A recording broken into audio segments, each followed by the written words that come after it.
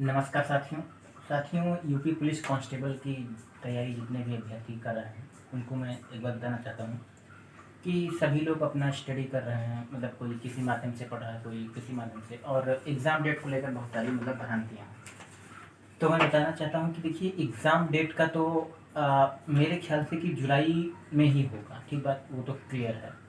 और दूसरी चीज़ ये है कि जैसे मान लिया आपको आपको करना क्या है इस समय, इतने भी जैसे टाइम आपके पास, मान लिया 1 महीना मान के चलिए, हो सकता है पढ़ भी जाए, लेकिन 1 महीना आप सफिशिएंट मान सकते हैं, 1 डेढ़ महीना या डेढ़ महीना मान लीजिए।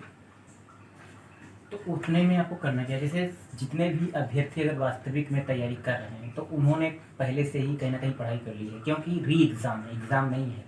इसका मतलब आपने एक एग्ज़ाम दिया है, तो आप प्रिपेयर रहे होंगे तभी ना तभी तो एग्ज़ाम दिए हो, तो कोई बहुत बड़ा इशू नहीं है।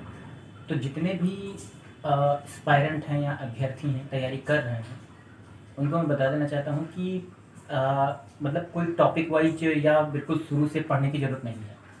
आपको केवल और केवल प्रैक्टिस सेट लगाने की ज़रूरत है, क्योंकि आपको री एग्ज़ाम देना है। अगर आप पूरा कोर्स कवर अप करने लगोगे इतने टाइम में, क्योंकि 6 महीने का टाइम काफ़ी हद तक बहुत बड़ी बात होती है, तो आपने काफ़ी टाइम लगाया और मतलब अब तो कोई टॉपिक वाइज पढ़ने लगोगे तो फिर कोई मतलब उतना बेहतर रिजल्ट नहीं आएगा।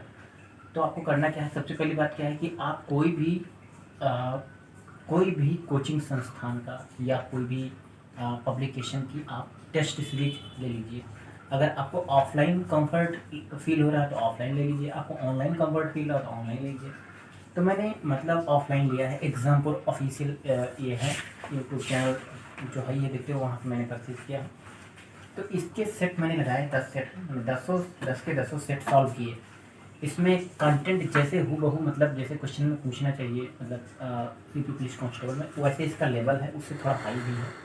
रीजनिंग के भी अच्छे अच्छे इसमें क्वेश्चंस दिए गए हैं। बाकी जीके जी अगर इसको आप सॉल्व कर लेते हो, और ये मैंने 111 रुपये में ख़रीदा था, और जब एग्जाम्पल ऑफिशियल ऐप डाउनलोड करोगे, वहाँ से परचेज करोगे, मिल जाएगा, और इसके वीडियो सोल्यूशन भी मिल जाएंगे, है ना। तो इसीलिए मैंने इसको सॉल्व किया। अच्छा, इसके जो क्वेश्चंस हैं मैंने बहुत डिटेल में, मतलब आपको मैं दिखा रहा हूँ, बहुत अच्छे से मैंने सॉल्व किया और सारी चीज़ें मैंने पढ़ी। अब मैं बताना चाहता हूँ कि जैसे इसको मैंने एक बार सेट लगा लिया है, अब इसको मैं दोबारा जब लगाऊंगा तो इसका हमारा रिवीजन हो जाएगा।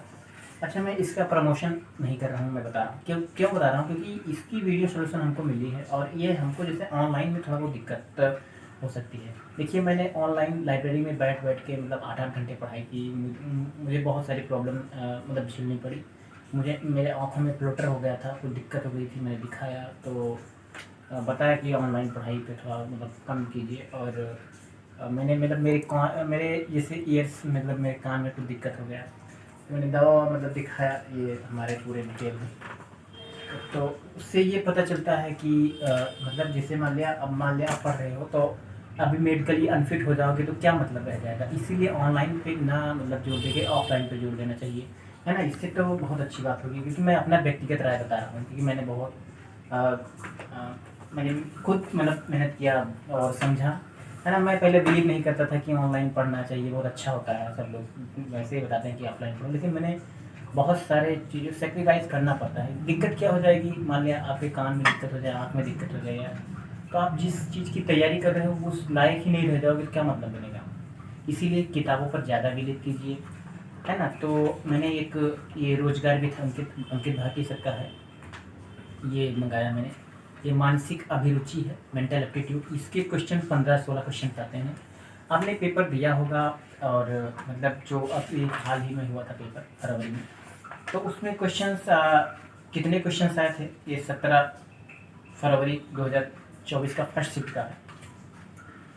तो मतलब इसमें चारों शिफ्ट के पेपर के क्वेश्चंस आंसर मतलब उसके दिए गए हैं। तो मैं ये बताना चाहता हूँ कि 13 क्वेश्चंस थे, मतलब 150 में से 13 क्वेश्चन केवल मेंटल एप्टीट्यूड के थे। तो सोचो, 13 दूना 26 नंबर, कितनी बड़ी बात हो गई। इसीलिए इसको भी ध्यान में रखते हुए मेंटल एप्टीट्यूड आपको पढ़ना है। मैं आपको ये बताना चाहता हूँ कि आपको कैसे तैयारी करनी है ना। तो इस पे ध्यान दीजिए, प्रैक्टिस सेट लगाइए। उसके बाद में आपको जैसे प्रीवियस ईयर क्वेश्चन रखना चाहिए। क्यों रखना चाहिए मैं बता रहा हूँ। देखिए, ये हमारे पास प्रीवियस ईयर क्वेश्चन सेट है, इसको मैं लगाता हूँ तो इस मतलब पिछले 10 साल के पेपर हैं इसमें, तो इसमें आपको ये पता चलेगा कि क्वेश्चंस के लेवल क्या थे, क्वेश्चन के पूछने के मतलब कौन से पार्ट से क्वेश्चन ज़्यादा आए हैं या कौन से पार्ट से कम आए हैं, या क्या दिक्कत है, क्या उसकी डिमांड है आयोग की, जो भी चीज़ें हैं मतलब तो उसके अकॉर्डिंग आप तैयारी करोगे तो आपका बहुत ही बेहतर रिजल्ट आएगा, है ना। तो ये मैं कहना चाहता हूँ। और दूसरी चीज़ मैं बता देता हूँ कि जितने भी लोग अभ्यर्थी मतलब तैयारी कर रहे हैं ऑनलाइन, तो उनके यही बताना चाहूँगा उनको कि देखिए मोबाइल का यूज थोड़ा कम कीजिए, क्योंकि मैं झेल चुका हूँ और बहुत समस्या हुई। पहले मैं नहीं मानता था कि हाँ सब लोग कह रहे हैं कि मोबाइल ऐसे ऐसे कुछ नहीं होता है, अपना चलाते रहो, सब जीवन है, चलता रहेगा, अगर नहीं पढ़ेंगे तो पेपर कैसे निकलेगा। अरे पेपर निकल भी जाएगा, मेडिकल में अनफिट हो जाएगा, क्या मतलब रह जाएगा। तो इसीलिए थोड़ा अवेयरनेस की ज़रूरत है। नोट्स अपने कोचिंग संस्थान में पढ़े होंगे। हाँ बहुत सारी चीज़, जैसे गांव के बहुत सारे बच्चे हैं उनको दिक्कत होती होगी, उनके पास कोई कोचिंग ऑनलाइन मतलब ऑनलाइन के अलावा ऑफलाइन का सिस्टम नहीं होता है, तो उनके लिए थोड़ा बहुत दिक्कत हो सकती है।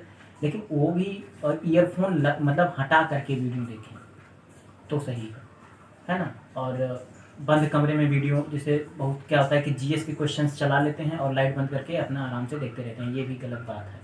आप लाइट में देखिए, है ना, तो आंखों के लिए अच्छा होता है। चश्मे जैसे जो आते हैं ना ब्लू लाइट कटर वाले, उसको यूज करिए। और हेडफोन अगर करना हो तो बड़े वाले हेडफोन का यूज करिए, है ना, ईयरफोन ना लगाएं, उससे दिक्कत होती है। और अपने नोट्स को बार बार रिवीजन कीजिए, है ना, क्योंकि क्या होता है कि 10 किताब पढ़ने से अच्छा है एक ही किताब को 10 बार पढ़ो। तो उससे क्या होगा कि आपका रिवीजन हो जाएगा, उस क्वेश्चन को भूलोगे नहीं। अच्छा हम लोग करते क्या हैं, मतलब मैं अपनी बात कर रहा हूँ, ऐसा मोस्टली कई लोग करते होंगे शायद आपसे इनमें से, कि मतलब नई चीज़ के ऊपर भागते रहते हैं। जैसे मान लिया आपके पास नोट्स गंजे सब कुछ रखे हुए हैं, लेकिन आप जैसे कोई नई मार्केट में कोचिंग आई, बुक्स आई या कुछ भी आए, बैच लॉन्च हुई, तुरंत ले लोगे उसको और अपना पुराने पे कभी ध्यान नहीं दोगे। आपके पास नोट्स होंगे, बुक्स होगी, सभी कभी रिवीजन ही नहीं किए होंगे और क्वेश्चन वहीं से पूछे जाते हैं। तो जब रिवीजन करोगे, क्वेश्चंस को एनालिसिस करोगे, उसको सॉल्व करोगे, आपकी कमज़ोरी समझ में आएगी, है ना, तभी पेपर निकलता है। ऐसे नहीं ये बैच ज्वाइन कर लिया, वो बैच ज्वाइन कर लिया, यहाँ पढ़ लिया, वहाँ पढ़ लिया, इससे कुछ नहीं होता। जब तक खुद नहीं करोगे फिर कुछ नहीं होने वाला, है ना। तो ये चीज़ ध्यान रखनी चाहिए। और दूसरी चीज़ कि मतलब मेंटल के साथ साथ फिजिकली थोड़ा कनेक्ट होना चाहिए। जैसे मान लिया नहीं दौड़ सकते हो तो थोड़ा पैदल चलिए और थोड़ा वर्कआउट करिए, है ना। और खान पान में थोड़ा सा मतलब अच्छा पोजीशन करिए, जैसे चना वगैरह भिगो दीजिए, खाइए। और बाकी चीज़ें हैं, इससे क्या होगा कि मान लिया पेपर निकल जाएगा तो ज़्यादा टाइम नहीं देंगे रनिंग में, है ना। तो फिजिकली भी ज़रूरी है ना। इन सब चीज़ों को पहले मैं भी इग्नोर करता था, लेकिन मैंने सीखा कुछ, है ना, लेकिन मैं झेल चुका हूँ। तो इन सब चीज़ों पे थोड़ा मैंने सोचा कि एक वीडियो बना दें। बाकी आपकी मर्ज़ी है, स्वतंत्रता है, लेकिन मैं खुद ही इन सब चीज़ों से झेल चुका हूँ। ऐसा नहीं है, मेरा पेपर निकला हुआ है यूपी पुलिस कांस्टेबल का। उसमें क्या हुआ था कि मुझे दिक्कत हो गई थी, बैक पेन हो गया था, तो मैं रनिंग में नहीं गया था, है ना। तो मैं इसलिए बता रहा हूँ। बाकी आप अच्छे से पढ़ाई कीजिए और सब कुछ कीजिए, एंजॉय कीजिए। तब तक के लिए धन्यवाद।